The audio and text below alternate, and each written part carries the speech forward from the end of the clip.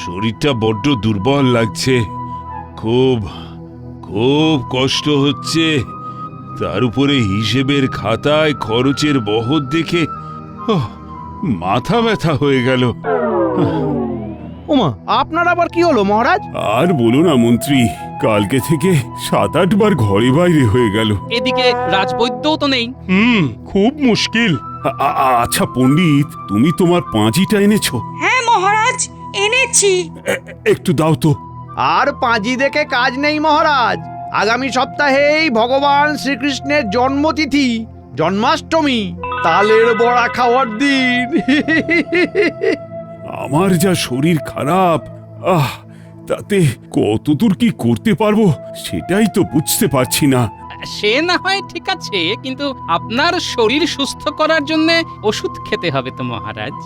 রাজবৈদ্য যে বিশেষ কাজে গিয়েছিল, সেখান থেকে আজকে রাতেই ফিরে আসবে। ওরে বাবা রে, আবার পেটটা গুড়গুড় করছে। আজ তোমাদের ছুটি। ওরে বাবা রে, ও ও ও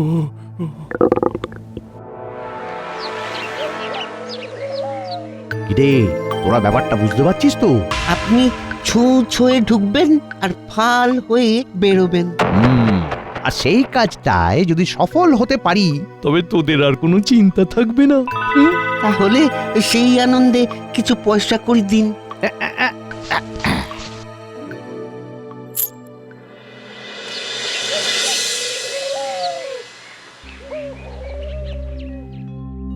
ও রানী, কি কষ্ট! আবার জ্বর চলে এলো। একই মহারাজ, আপনার পেটের সমস্যা মাথায় উঠে গেল? আর বলো না গোপাল, এই দুপুর থেকে আমার ধুম জ্বর। কই দেখি দেখি। একই মহারাজ, আপনার পুরো কপাল তো পুড়ে যাচ্ছে। গোপাল, তুমি তো বুঝতেই পারছো আমার যা শরীরের অবস্থা, এই নিয়ে তো আর রাজসভা চালানো সম্ভব নয়। হ্যাঁ, খুব মুশকিল। ঠিক আছে, আমি দেখছি অন্য কোনো কবিরাজের খোঁজ পাই কিনা। অন্য কবিরাজ এসেছিল গোপাল, কিন্তু ওনার পাঁচন খাওয়ার পর তো জ্বর চলে এলো। এ তো হিতে বিপরীত অবস্থা হয়েছে মহারাজের। একটা কথা শোনো গোপাল, আমার শরীর খারাপ বলে এবারে জন্মাষ্টমীর পুজোয় যেন কোনো খামতি না হয়। তোমরা সকল সভাসদেরা মিলেমিশে দায়িত্ব নিয়ে কাজটা করবে। রাজবৈদ্য তো আজকে রাতেই চলে আসবেন। আমি রাজবৈদ্যর বাড়িতে বলে রাখছি যেন অতি শীঘ্র রাজবাড়িতে চলে আসেন। আচ্ছা।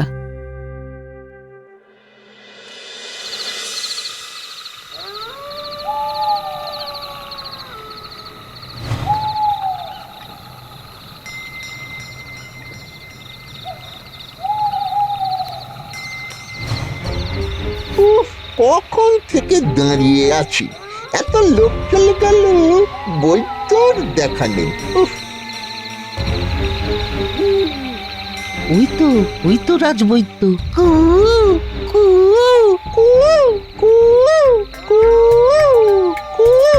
হ্যাঁ, কি রে বাবা, ভাদ্র মাসে কোকিল ডাকছে, তাও আবার এই রাতের বেলা। কদিন কৃষ্ণনগরে ছিলাম না, তার মধ্যে এত পরিবর্তন।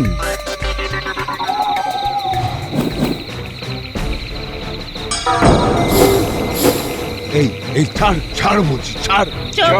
বেশি কথা বললে একদম উদাও করে দেব। ওরে বাবা রে!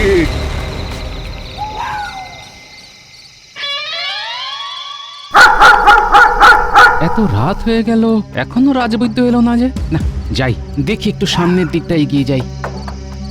আমার মনটা তখন থেকে কেমন গেছে। এত রাত হয়ে গেল, এখনো রাজবৈদ্যর দেখা নেই। আরে আরে, এ তো দেখে মনে হচ্ছে রাজবৈদ্যর থলে। আরে, এই তো বিভিন্ন পচনের শিশি। তার মানে নিশ্চয়ই রাজবৈদ্য আশেপাশেই কোথাও একটা রয়েছেন। উফ, সারা রাত খুঁজলাম, কোথাও রাজবৈদ্যকে দেখতে পেলাম না। না, যাই, ব্যাপারটা মহারাজের কাছে জানাই গিয়ে।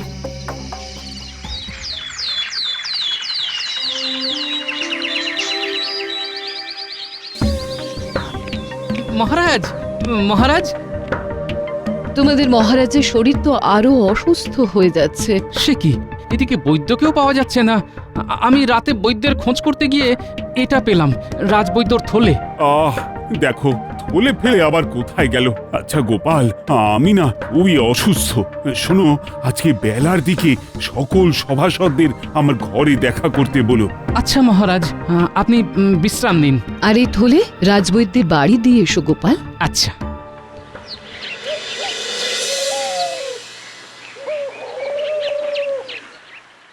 শোনো, তোমাদের উদ্দেশ্যে একটা কথা বলি। আমার শরীরের যা অবস্থা, তাতে কখন কি হয় সেটা তো আমি জানি না। ভবিষ্যতের কথা চিন্তা করে আমি যতদিন না সুস্থ হচ্ছি ততদিন আমার রাজত্বের দেখভাল মন্ত্রী করবে। এই নাও মুক্তারনামা। যথা আজ্ঞা মহারাজ, আমি নিপুণ হাতে সব বুঝে নেব। উফ, কি মজা! আমি এখন রাজা। মহারাজ, বলছিলাম যে কদিন পরেই তো জন্মাষ্টমী। রাজবাড়িতে প্রত্যেক বছরের মতো এবারেও তো পুজো হবে। ওই সেই পুজোতে কার কার কি দায়িত্ব থাকবে একটু যদি বলে দেন। গোপাল, তুমি দশকর্মার বাজার দোকান করবে, সভাকবি আলপনা দেবে, আর পণ্ডিত পুজোর বাসনপত্র সব ধুয়ে মুছে রাখবে। জ্যোতিষী আর অমাত্য তোমরা দুজনে অতিথিদের নিমন্ত্রণ করবে। সেনাপতি, তুমি গাছ থেকে তাল পেড়ে নিয়ে আসবে। আচ্ছা মহারাজ। মহারাজ, আর বৈদ্য তো এখনো এলো না। তাহলে আর কোনো চিন্তাই থাকলো না, আমি পুরো দায়িত্ব বুঝে নেব। আপনি মহারাজ এখন নিশ্চিন্তে বিশ্রাম নিন। আমি তো এখন সাময়িক রাজা, আমি সব সামলে নেব। বাহ বাহ বাহ বাহ, সাময়িক দায়িত্বকে যেন সাপের 5 পা দেখেছে। যেহেতু জন্মাষ্টমীর পুজোর আর বেশি দেরি নেই, তাই তোমরা আজ থেকেই কাজ শুরু করে দাও। আর আজকে সন্ধ্যেবেলার মধ্যে বাইরের কাজ মিটিয়ে আমার সাথে রাজবাড়ির ঠাকুর দালানে দেখা করো, কেমন? আচ্ছা আচ্ছা।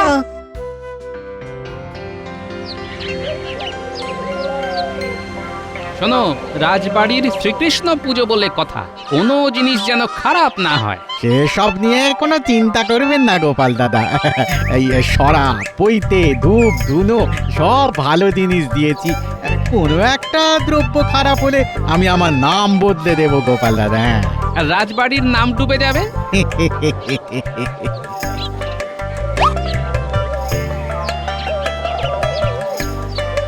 ব্যাস, মোটামুটি কাছাকাছি সকল গ্রামবাসীদেরকেই নিমন্ত্রণ করা হয়ে গেল। আজকে সন্ধেবেলা মন্ত্রীমশাইকে এই তালিকা দেখিয়ে দেব।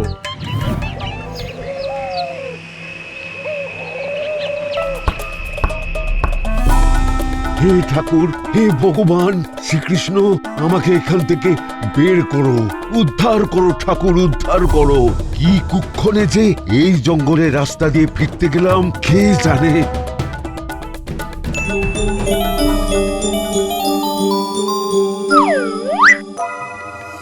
একটা দরজা পেটানোর আওয়াজটা বন্ধ হয়ে গেল না? হ্যাঁ, তাই তো, মরে গেল না তো? চল ঘরে ঢুকে দেখি।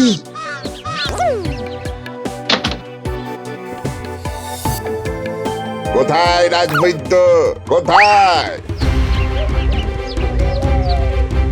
এই পালিয়ে গেল, পালিয়ে গেল। ধর ধর ধর ধর। দূর দূর, ওদের দিয়ে যদি একটা কাজ ঠিক করে হয় তাহলেই হয়েছে। জলজ্যান্ত মানুষটা ঘর থেকে পালিয়ে গেল। আমরা বুঝতে পারিনি মন্ত্রী মশাই আমাদের এভাবে ধাপ্পা দিয়ে পালাবে। এবার তো মহারাজের কাছে গিয়ে সব গড় গড় করে বলে দিক, মহারাজকে ওষুধ দিক, আর আমার সব পরিকল্পনা চৌপাট হয়ে যাক। আপনি আগে আগেই সব ভেবে নিয়েছেন, আমরা তো মুখ ঢেকেই ছিলাম। বৈদ্য সেইভাবে কিছু বুঝতে পারেনি আমরা কে বা কারা। আর এখন তো আপনি মহারাজ, মহারাজের ঘরে বৈদ্যকে ঢুকতেই দেবেন না। আর যদি মহারাজের জন্য কোনো পথ্য নিয়ে আসে তাহলে সেটা পাল্টে দেবেন।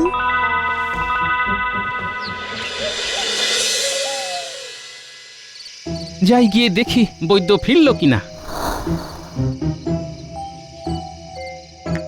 আরে, তুমি ফিরে এসেছো যে? কোথায় ছিলে তুমি? তোমার থলে তো জঙ্গলের রাস্তায় পড়েছিল। আমাকে দুজন বন্দি করে রেখে দিয়েছিল, বুদ্ধি করে পালিয়ে এসেছি। বুঝলাম, মহারাজ ভীষণ অসুস্থ, বাইরের কোনো কবিরাজ বৈদ্যের পথে কাজ হচ্ছে না। চলো চলো চলো। আমি এক্ষুনি মহারাজের সাথে দেখা করতে যাচ্ছি।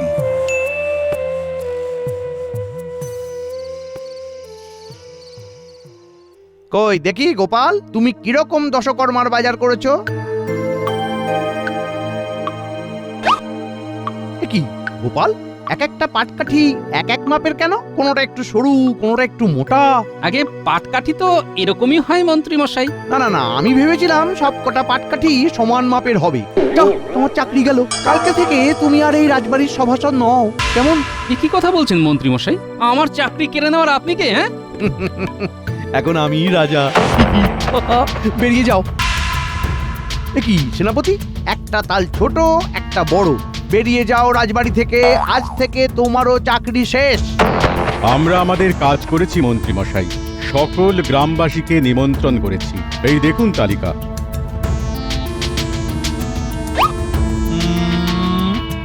হ্যাঁ, সে তো বুঝলাম, কিন্তু এই তালিকায় তো আমার নাম নেই। শুধু নাম বলে না, আমি এই রাজ্যের রাজা। এ কি, আপনাকে নিমন্ত্রণ করার কোনো মানে হয়? আপনি তো এমনিতেই আছেন। ওসব এমনি অমনি বুঝি না। তোমাদেরও চাকরি গেল। শুধু তাই নয়, আমি আর কোনো পুরনো অপদার্থ রাজসভাসদদের নিয়ে কাজ করতে পারবো না। তোমাদের সবার ছুটি। আপনার অবর্তমানে মহারাজের কি অবস্থা হয়েছে দেখুন রাজবৈদ্য মশাই। একদম চিন্তা করবেন না রানীমা, আমি কালকে সকাল সকাল পাচন নিয়ে আসবো। কালকে বিকালের মধ্যে সুস্থ হয়ে যাবেন। তাই তাই করো বৈদ্য, তাই করো।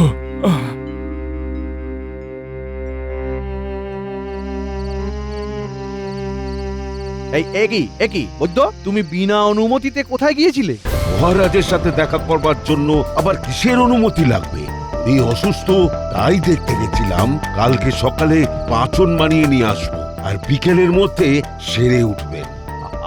উনি এখন প্রাক্তন মহারাজ। ওনার অসুস্থতা চলাকালীন এই রাজ্যের রাজা আমি। কালকে সকালে পাচন আমার হাতে আমার বাড়িতে দেবে। হ্যাঁ, আমি নিজের হাতে মহারাজকে খাওয়াবো। আচ্ছা, ঠিক আছে।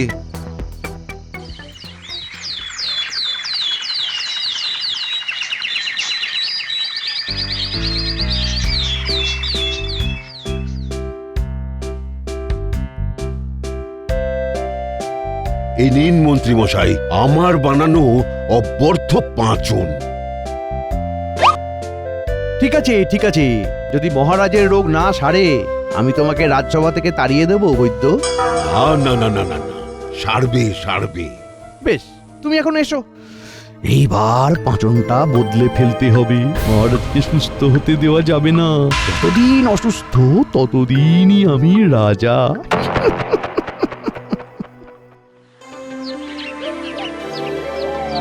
নিন মহারাজ, বৈদ্যের বানানো এই পাঁচনটা ঢকঢক করে খেয়ে নিন তো। আসুন। আচ্ছা আচ্ছা, এ কি, কোনো স্বাদই তো নেই। কি কষ্ট। বৈদ্য যেমন বানিয়েছেন তেমনই তো স্বাদ হবে। চললাম মহারাজ, বিকেলে আসছি। বৈদ্য মশাই, আপনার পাচনে মহারাজ সুস্থ হবেন তো? নিশ্চয়ই হবে। এর আগেও আমার এই পাচনে সুস্থ হয়ে উঠেছেন, এবারেও হবেন। মহারাজের জ্বরটা একবার গা থেকে নামলেই সুস্থ হয়ে উঠবেন। জন্মাষ্টমীর আগে মহারাজের সুস্থ হয়ে ওঠা খুব দরকার। মন্ত্রীমশাই ক্ষমতা পেয়ে আমাদের সবার চাকরি খেয়েছেন। এবার আমার দেওয়া পাচনে মহারাজ সুস্থ না হলে আমার চাকরিও খাবেন। তুমি নিজে হাতে মহারাজকে পাচন দিয়ে এসেছো তো? তাহলে তো ভালোই হতো। মন্ত্রী ওনার বাড়িতে নিলেন, বললেন উনি খাওয়াবেন। আমার রাজবাড়িতে ওনার অনুমতি ছাড়া প্রবেশ নিষেধ। কি যে শুরু করেছেন। চলো, বিকেলে আমরা রাজবাড়িতে একবার খোঁজ নিতে যাব। চলো। বেশ।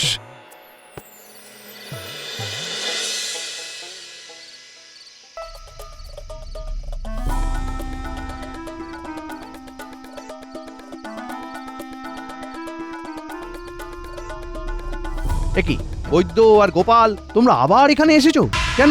মহারাজের খোঁজ নিতে এলাম। তোমার পাচনে কাজ হয়নি বৈদ্য, তোমার রাজসভার চাকরি শেষ। না, এ হতে পারে না। এটাই হয়েছে, বেরিয়ে যাও।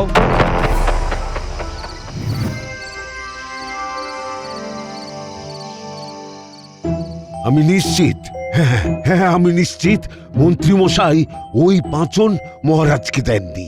নইলে মহারাজ সুস্থ হতে বাধ্য। আমরা রাজবাড়িতে ঢুকতে পারবো না, এদিকে পাঁচনও খাওয়াতে হবে। একটা একটা উপায় ভাবতে হবে, বুঝলে? কি করে পাঁচন খাওয়ানো যায়? এই পাচন অব্যর্থ পাচন, এক ফোঁটা খেলেও মহারাজ সুস্থ হবেন। কোনো খাবারে মেশাতেও হবে না, পাঁচন মহারাজ নিজে হাতে খাবেন। এর জন্য চাই একটা বই আর একজন লেখক। লেখক তো আমাদের কবি আছে। শোনো, তুমি তোমার জড়িবুটি গুঁড়ো করে আমার কাছে নিয়ে এসো, আমি কবির সাথে কথা বলে বাকি ব্যবস্থা করছি। আচ্ছা,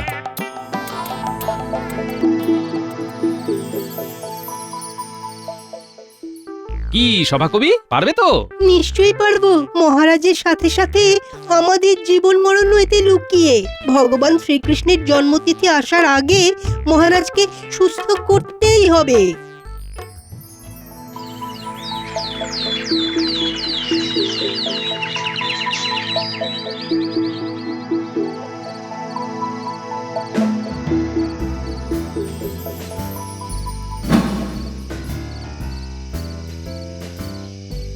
একি সভাকবি, আপনি কি করছেন?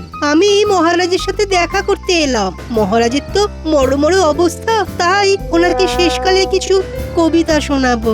রাজবাড়ি ঢোকা নিষেধ, মন্ত্রী মশাই বলে দিয়েছেন। ঠিক আছে, তাহলে মহারাজকে বলো এই বইটা যেন উনি নিজে মানে বুঝে পড়েন। ওনার যা অবস্থা, উনি তো আর থাকবেন না, তাই ওনার জন্য এই শেষ উপহার। বেশ।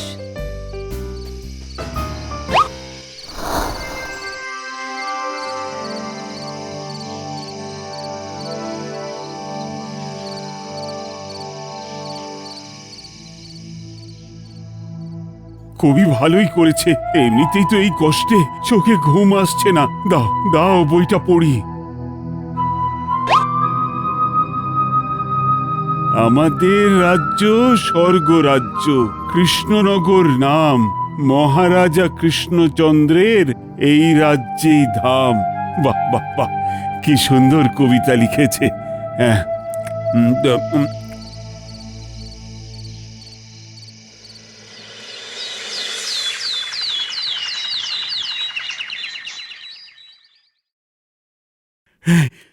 ও রানী, রানী, আমি একদম সুস্থ। বলেন কি? হ্যাঁ রানী, একটু জ্বর জ্বালা কষ্ট কিচ্ছু নেই। একই শুয়ে পড়ুন মহারাজ। আমি এখন সম্পূর্ণ সুস্থ। কি করে? এই তো কালকেও অসুস্থ ছিলেন। হ্যাঁ, এখন আমি সুস্থ। তার মানে এখন থেকে আমি আবার রাজা। তুমি যাদের যাদের চাকরি থেকে বরখাস্ত করেছো সবাইকে এক্ষুনি রাজসভায় ডাকো। এই মাটি করেছে, কিন্তু কোনো কিন্তু না। সবই প্রভু কৃষ্ণের আশীর্বাদ। প্রভু তুমি আছো প্রভু। দূর দূর, ভাল লাগে না। কত পরিকল্পনা, সব চলে। দূর। মহারাজ, আমি জানতাম আপনি সুস্থ হবেন। আপনি কাল কবির দেওয়া বইটা পড়েছেন তো? হ্যাঁ। হ্যাঁ, সবই ওই বইয়ের লীলা। মানে? মানে ওই বইয়ের প্রত্যেক পাতায় পাতায় বৈদ্যের বানানো পাঁচনের জড়িবুটির গুঁড়ো মিশিয়ে দিয়েছিলাম। আপনি তো বই পড়ার সময় থুতু দিয়ে পাতা উল্টান। এটা আমার একটা মুদ্রা দোষ। ওই দোষী গুম হয়ে গেছে মহারাজ। কিন্তু আমাকে যে মন্ত্রী বৈদ্যের দেওয়া পাঁচন খাওয়ালো, কই তাতে তো সারলো না। উনি আদৌ আমার দেওয়া পাচন দিয়েছেন কিনা সন্দেহ, কারণ আপনি সুস্থ না হলে তো উনি রাজা থেকে যেতেন আর এভাবে সকলের ওপর অত্যাচার করতেন। সাবাস গোপাল, তোমার কি বুদ্ধি! শোনো মন্ত্রী, তোমাকে অনেক শাস্তি দিয়েছি, এবারে আর দেব না।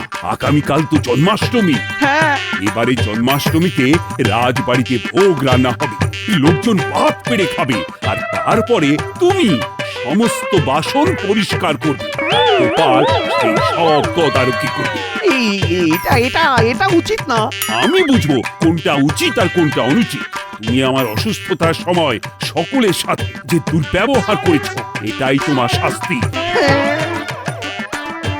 তোর প্রত্যেকবার গোপালের জন্য আমি ফেঁসে যাই।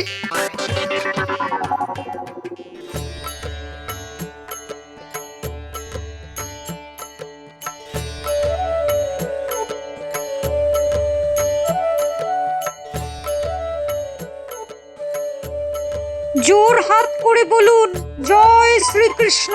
হে কৃষ্ণ, করুণা সিন্ধু, তুমি সকলের কল্যাণ করো, অধর্মের বিনাশ করো। জয় জয় শ্রীকৃষ্ণ। এই কৃষ্ণ করুণা সিন্ধু, তুমি সকলের কল্যাণ করো, অধর্মের বিনাশ করো।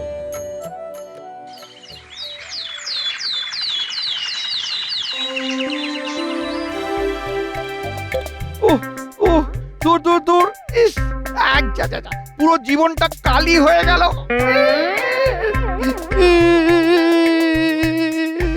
দেখলেন তো, সবই গোপালের লীলা। ঈশ্বর হোক বা মানুষ, হ্যাঁ।